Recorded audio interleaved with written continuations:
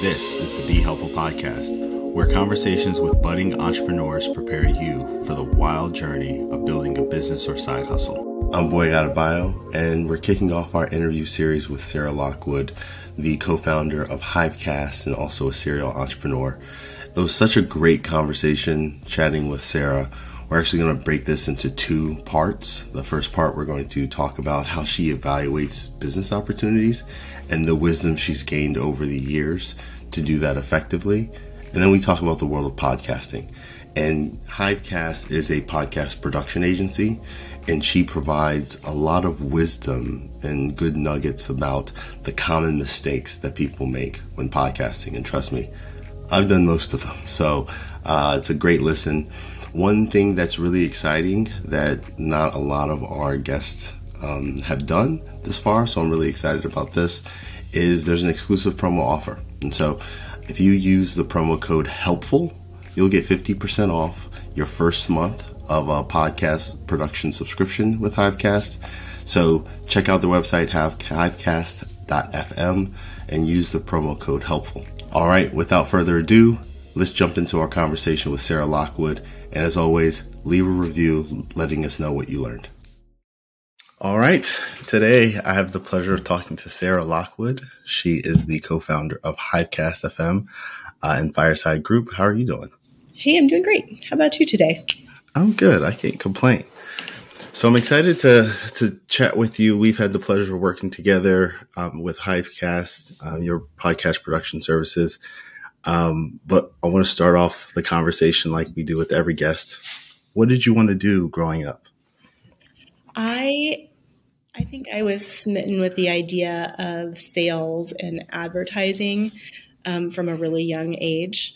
I definitely got a taste for selling as a child and loved, every competition and contest that involved, winning a fuzzy to put on the end of your pencil, or, like the escalating prizes for selling the most of whatever in a fundraiser. So I always enjoyed the idea of selling and advertising. And so I think that was just immediately what I thought I would do with my life when I was being serious. Maybe as a kid, I had the idea of maybe being like Indiana Jones, but the female version. That's pretty cool. That's an interesting deviation. Well, he had such great adventures, and I loved the idea of going to Egypt and being an archaeologist. And I ultimately did get to travel to Egypt and see the pyramids and do all of those things. But, my career in advertising and marketing is what took me there. No, that's pretty cool. Okay. So one of the questions that I love asking guests is, why entrepreneurship? Why try this crazy thing, this sickness that we all have? That's a really good question, because, it does sometimes feel like you are setting yourself up for a lot of hard work and pain and frustration and struggle. But I think that entrepreneurship is something that is in your blood. I think you either love it and find yourself constantly willing to put yourself out there and take risks, or you're the person who wants to just work for someone else, and you're willing to exchange a lot in order to just get that paycheck. For me, I think when I was younger, if you think of the idea of a visionary and an implementer, which is a concept in traction, and EOS, the entrepreneurial operating system. They talk about the visionary being the person who's normally the CEO and the person who's envisioning something that doesn't exist and is really constantly, that creative imagination, problem solver. And then their sort of partner in crime is the implementer. And the implementer is the person who actually can see that vision and then it has the skills and ability to go make it happen. And I would say when I was younger in my career, as an entrepreneur, I fell into the implementer role. So in my first business, which was a web development company, my partner was our visionary, and he was the person who had, a million business ideas. And I got behind that one. And for 9-10 years almost, we built a business from a bedroom and an apartment all the way to, having, I don't know, probably over 50 employees and working with major national brands to build websites long before there were, any type of an open source content management system. I went on in my career to have jobs, working for others and helping fulfill their visions. But I always, whether I've been a founder or a co-founder or an employee, I've treated every business I've been a part of like it was my own. And I've made the businesses for others very successful, and I've made businesses for myself very successful because of that sense of pride and ownership in what I do, regardless of the business structure. As I got older, and I think I became more confident as a business leader and as an executive in marketing and advertising, I've become more capable of having my own vision and seeing possibilities and seeing opportunity and running to those on my own, as opposed to getting behind somebody else's idea. Yeah. Yeah. I really like and appreciate you sharing the evolution from the implementer into the visionary, where it's like, you don't always have to stick in one bucket. That is pretty cool. I think there's an entrepreneurial journey for people who aren't visionaries. Yeah. You don't have to be the person who is the founder to be an entrepreneur. You can be a business partner. You can have a stake in a business in any part of that business. So I don't think that anybody who's thinking about entrepreneurship should think it's only available to them if they found a company, because that's not true. Right. And it doesn't have to be this wildly unique idea. It can't exist. You just think it's a lot better for it to be, you don't want to be the first mover. Yeah. There's plenty of studies that say first mover's advantage is a fallacy. Absolutely. Let them knock down all the trees in the jungle, create awareness of the solution and create demand for the solution. And then you can come in with, a challenger or second, third, fourth iteration of something and still be incredibly successful. Right. Absolutely. So before we jump into kind of the meat of Hivecast and start exploring your lessons and learnings as an entrepreneur, I'm curious, from the businesses that you co-founded up through Hivecast and Fireside, how would you compare the evolution of your first action? Like the first thing you did to get the business started and go from idea to like a real thing. How has that changed as you gain more experience?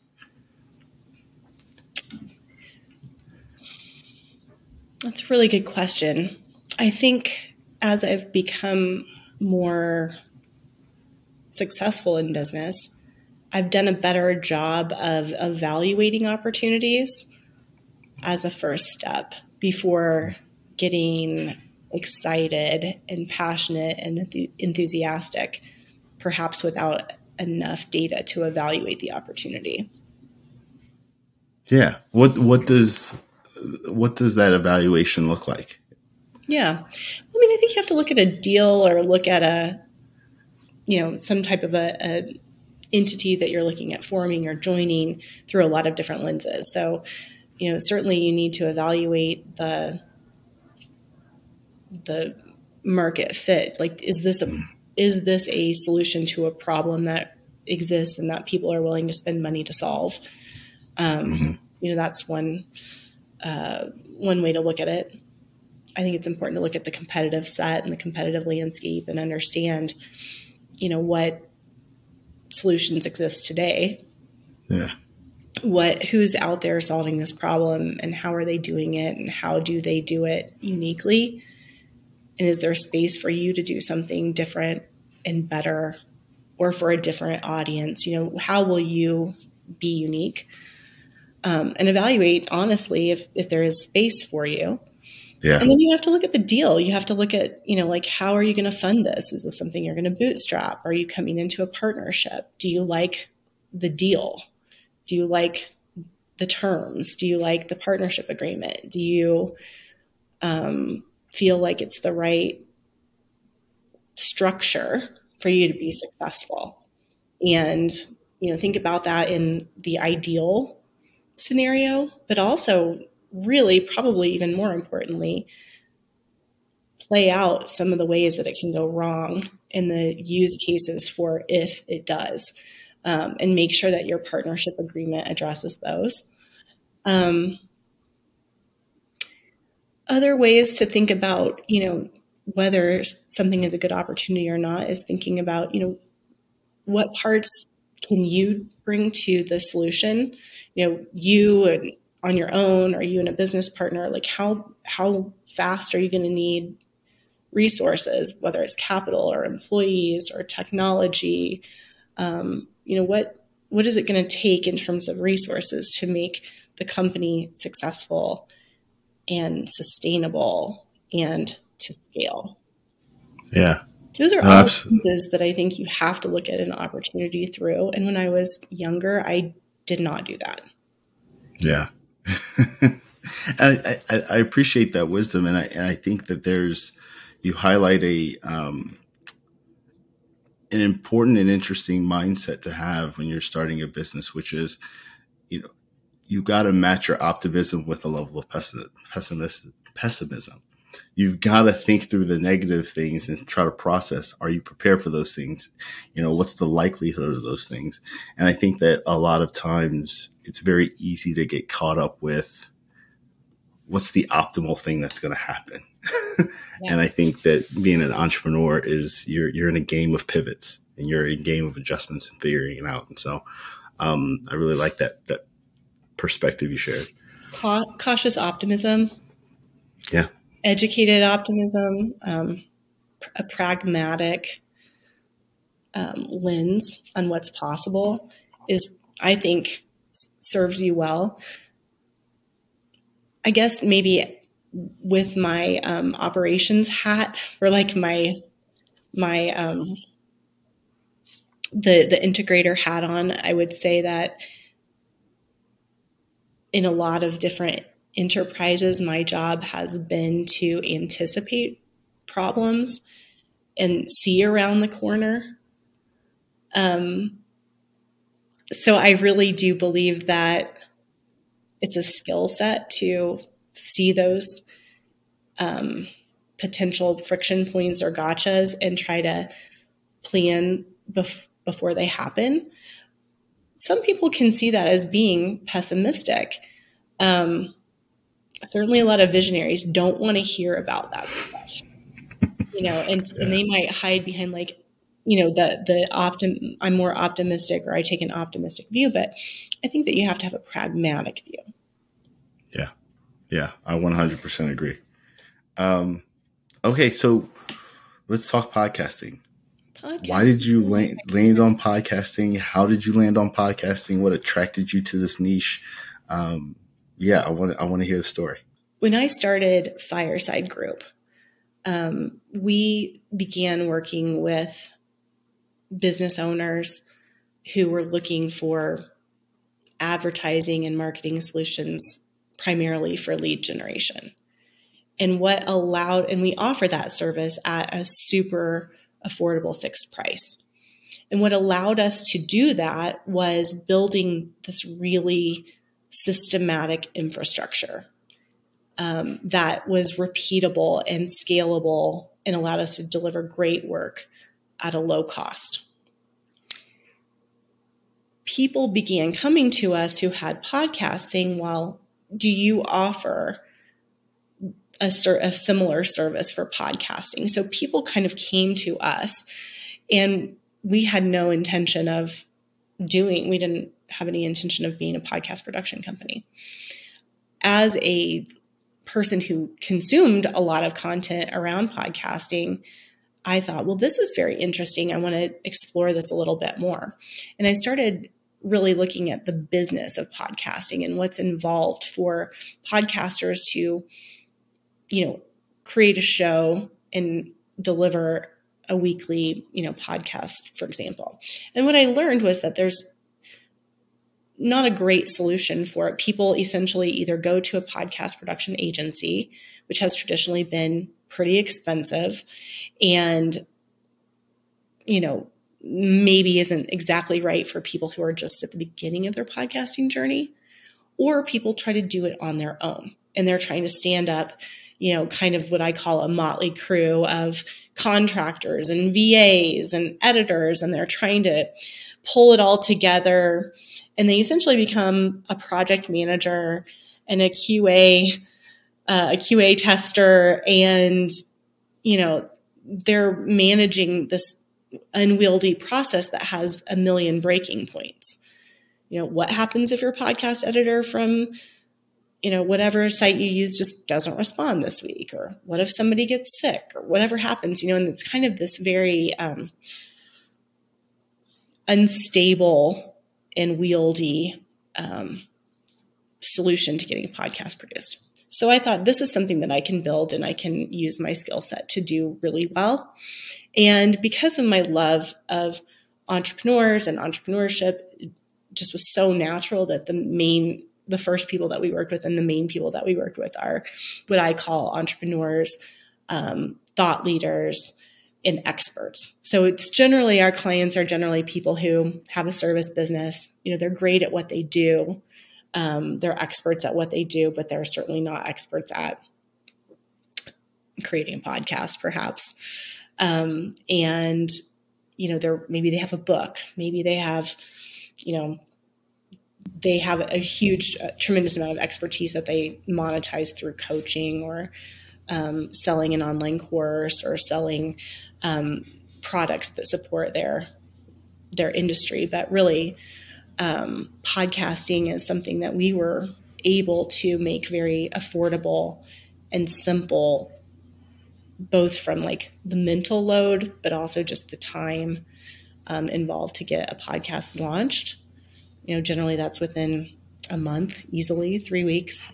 And then to make it just a really low friction process that fits into any entrepreneur's monthly kind of time blocking. Yeah. It's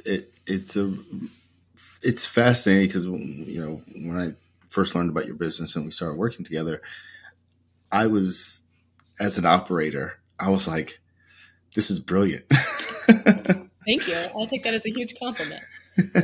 Yeah, because it is, I think you articulated exactly the challenges that the customer has. It's you piecemeal these things together, and if you can't find people that are reliable and can support you, you're either in a bind or you turn into a project manager, right? And so it tends to take a lot of the fun and the joy out of podcasting. And I think that is why you have some of the statistics around podcasting that people don't get past the, 6th episode, and a lot of podcasts go defunct. So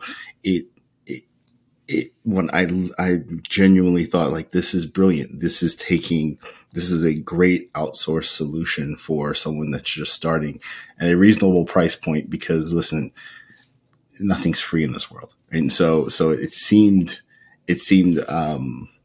like a great opportunity. And so one of the follow-up questions I had is, you've entered the space, like, what did you recognize and discover that people were doing wrong? And how did you try to attach yourselves to those problem statements and try to pull that into your business? Yeah, that's a great question. What we learned when we started working with a lot of brand new podcasters was that a value that we brought to the table that we didn't initially realize was a benefit to podcasters was, our team is your podcast partner. We are your production partner. And so there's a level of accountability to do the things you say you're going to do and be consistent in creating that content and having it delivered and available on time. And you have kind of a partner in it.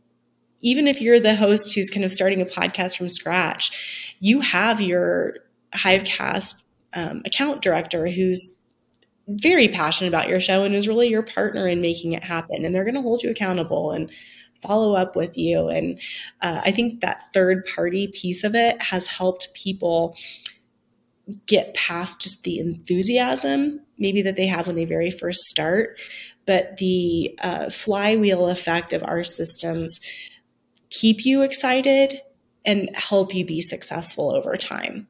So that was an unanticipated benefit that our service offers. And as a result, our brand new podcasters are incredibly consistent, and we don't experience pod fade. We don't have podcasters who start and quit. And that could be because we just help them be successful in a way that they wouldn't be without us. You ask about other mistakes that first-time podcasters make. And I think this is probably a place where there's more we can offer and that we will be offering to our podcasters, which is that they sometimes don't fully make the connection between the opportunity that their podcast creates for their business and actually delivering on the podcast in a way that drives business results. Podcasters sometimes get in that mindset of being an interviewer and having conversations, and they lose the plot in terms of how to make sure that they are being seen and make sure that they are sharing enough about themselves, the services they provide, their areas of expertise, and then very importantly, creating calls to action that take people from being a listener into being part of the marketing ecosystem of that host's show. Because that is really one of the primary ways that our podcasters, monetize their podcast, which is by turning listeners into paying clients or customers. Either they're signing up for services with you or they're buying some type of a product or service that you sell. And that doesn't happen if you aren't actively thinking through each episode and how you're going to get that listener to take a discrete action that's going to create value for your business. Yeah, no, that's such a good point. And we've talked about this. I've lived it, right? The art of having these conversations has been just so rewarding and fun for me that, I don't think I actually asked people to do anything. I don't think I had a specific call to action. And, when you forget that, you then start getting the fatigue of podcasting, because if you're doing it for your business, you're not getting any lead generation. So I think that is a good point. And I don't think that, when you walk into podcasting because you're trying to deliver value, you think about the simple thing that you want them to do for you.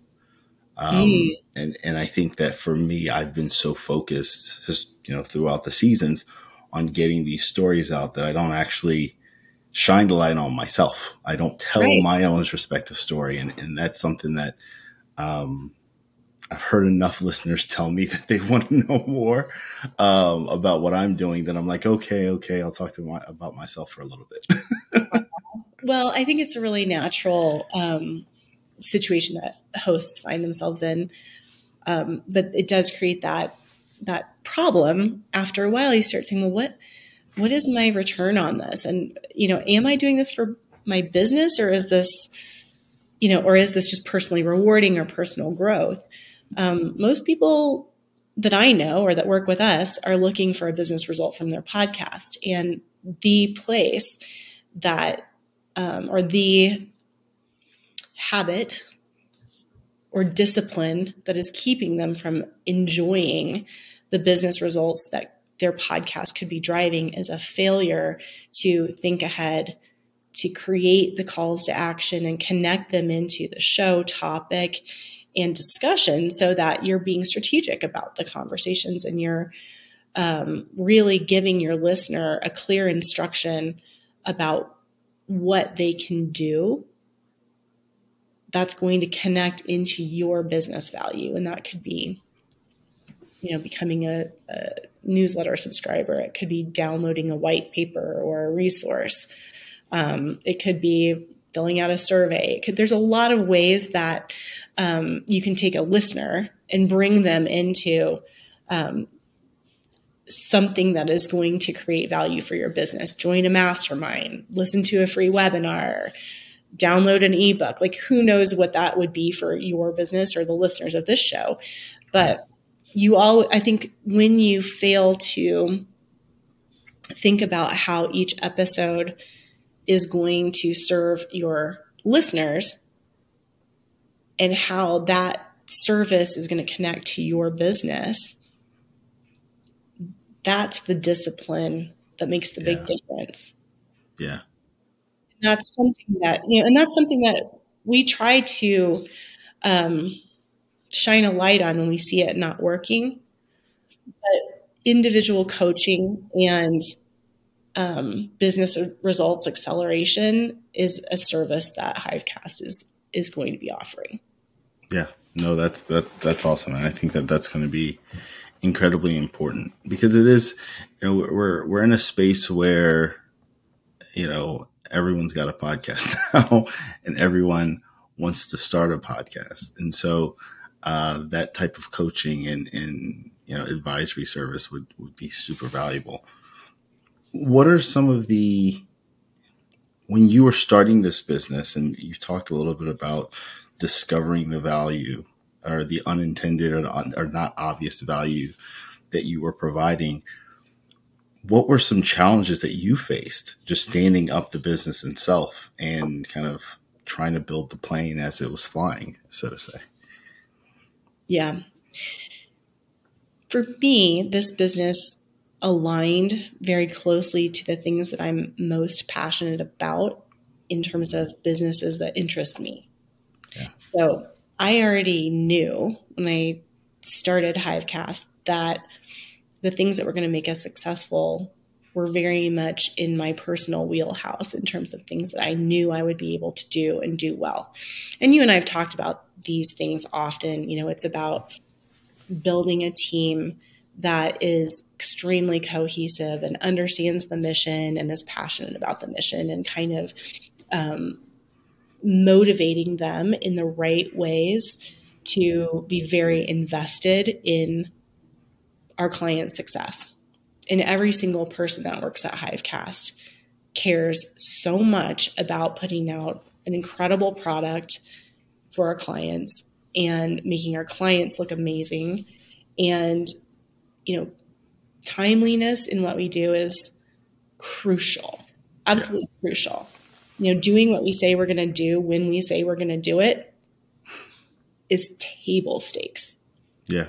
And these are things that I knew that I would be able to build a team that would deliver that. Things that I didn't know at the beginning and I got better at over time were kind of qualifying the clients who were going to be best for us. That was something that at the beginning, I probably didn't do a good enough job of sort of setting an expectation of partnership. At the beginning, some of the people that we worked with treated our staff and our service in a way that didn't feel respectful, not the level of partnership and respect, maybe, that was important to me to have in this business. What I learned over time was setting that expectation from the beginning with clients of, what our values are, the way that we work. We can't care more about your podcast than you care about your podcast. Yeah. We're always going to match your energy and probably bring more, but we can't do it for you. We make it our mission. We're thinking of you, and we're thinking about the promises that we've made to you, and we're thinking about the timeline of your show every day, all the time. If we ask for things to be done by a certain amount of, in time and according to a schedule, that should be respected. Yeah. As much as we honor what we say we will do, we want our partners, our clients, to also do what they say they're going to do. And so we can only help them be successful when they are bringing their part of the teamwork to the table. Yeah. I've gotten really good, and my team has gotten really good at kind of setting that expectation and being quick to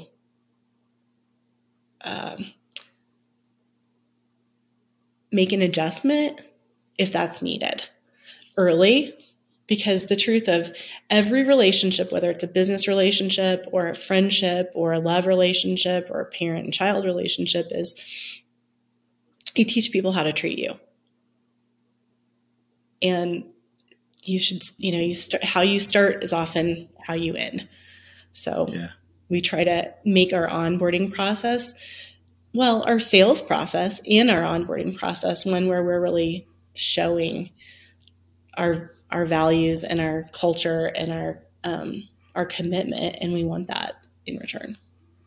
Yeah, thank you for sharing that. That's a really good perspective, because it brought me back to my consulting days where, we would always talk about, I would serve CIOs and IT organizations, and I would say, hey, you don't want to just be the task doer that's just looking for like, hey, build this thing for me.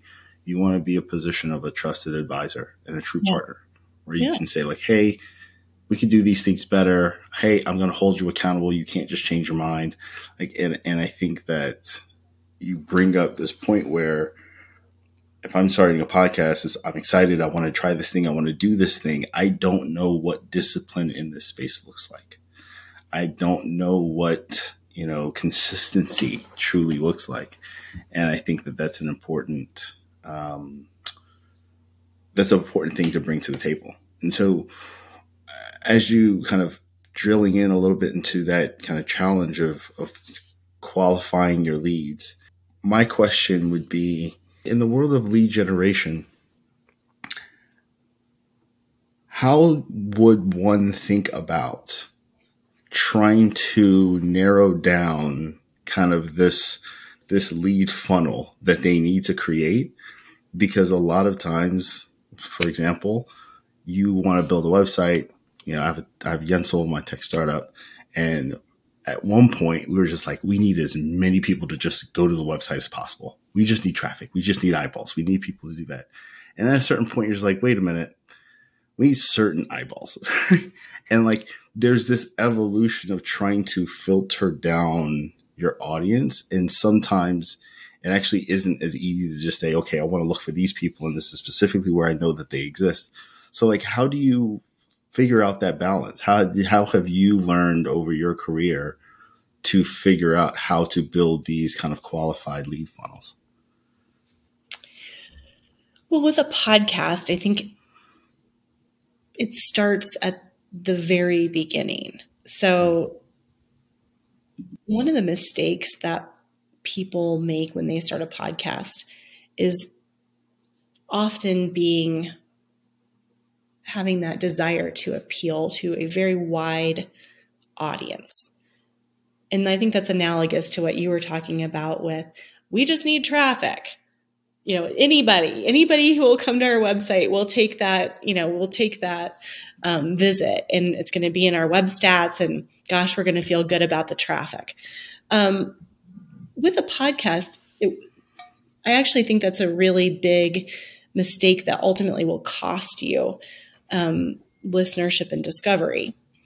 The clearer you are, even before your first episode, even before your trailer, even before the name of your show, is becoming really clear on who is your ideal audience? Who are you trying to serve? And what are their needs? What are their problems? What are their pain points? And are you the right person to speak to their mindset, to speak to their life stage or their business stage? Or what are you going to offer them that's going to make them loyal and not listen once, but listen to the whole episode, and to be a subscriber and not listen to one episode, but to listen to many episodes? Understanding the foundation of your show and the topic of your show helps you from the very beginning qualify your audience. So of the people who find you, because they're looking for what you're talking about, and who then prefer you because you're delivering value, you start with the right audience from the very beginning.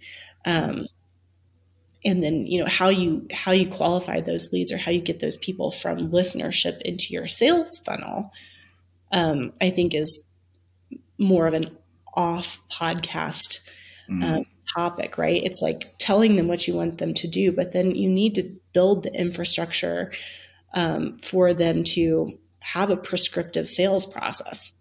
Yeah.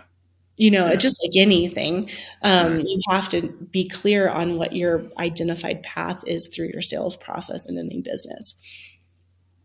Yeah. Does that make sense? No, that absolutely does make sense. It's like, get them to show up to the open house.